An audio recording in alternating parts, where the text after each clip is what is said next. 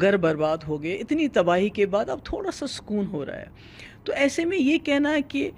تلبل جو ہے وہ اس کو براج کو بنائیں گے، چونکہ انڈس واٹر ٹریٹی اب سسپینڈ ہو چکی ہے،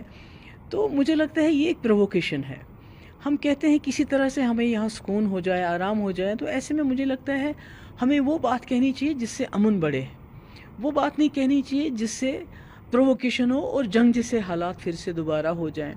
اور دوسرا، عمر صاحب کہتے ہیں کہ ہم اس پہ پاور پروجیکٹ بنائیں گے،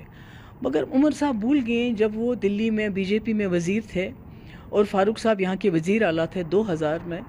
تو 7 پاور پروجیکٹ، 1 نہیں 2 نہیں 3 نہیں 7 پاور پروجیکٹ اس وقت فاروق صاحب نے دلی کو تحفے میں دے دیے، مونگ پھلی کے دام.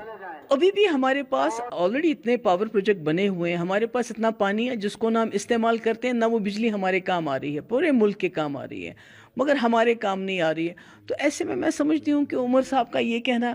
کہ انڈس واٹر ٹریٹی کے فیور میں سپورٹ میں کھڑے ہونا، مجھے لگتا ہے یزید ہم کو نہیں بننا چاہیے، کیونکہ یزید نے پانی بند کیا تھا، بچے اس میں مارے گئے تھے، اتنے بچے شہید ہو گئے اس وقت، اور آج وہ پھر اس شاید تواریخ کو دہرانا چاہتے ہیں. تو میں سمجھتی ہوں یہ بہت غلط ہے، ایسا نہیں ہونا چاہیے، کیونکہ بار بار دلی کی جو سرکار وہ کہتی ہے ہمارا پاکستان کے ساتھ ہر مسئلہ بائیلیٹرل ہے، مگر جب جنگ ہوئی جس میں فاروق صاحب نے کہا کہ بالا کوٹ سے زیادہ کچھ بڑھیا ہونا چاہیے، تو اس سے بڑا تو ہو گیا، بچے بھی مر گئے، عورتیں مر گئی، ہمارے تباہی ہو گئی. جو ہمارے جو ٹیلی ویژن چینل جو نیشنل لیول پہ ہیں، وہ مجھے لگتا ہے ان کے ہاں ماتم ہے کہ یہ جنگ کیوں بند ہو گئی، کیونکہ ان کی ٹی آر پیز بڑھتی تھی. تو کہیں نہ کہیں جو عمر صاحب کا بیان ہے وہ بھی پرووکیٹو ہے